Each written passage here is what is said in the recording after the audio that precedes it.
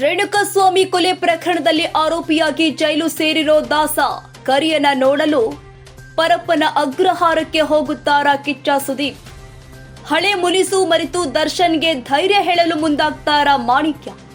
Social ಮೀಡಿಯಾದಲ್ಲಿ ಆಗ್ತಾ ಇದೆ ಭಯಂಕರ ಚರ್ಚೆ. ನೋವಿನಲ್ಲಿರೋ ದಾಸನ ಕಣ್ಣೀರಿಗೆ ಸ್ಪಂದಿಸುತ್ತಾರಾ ಬಿಗ್ ಬಾಸ್?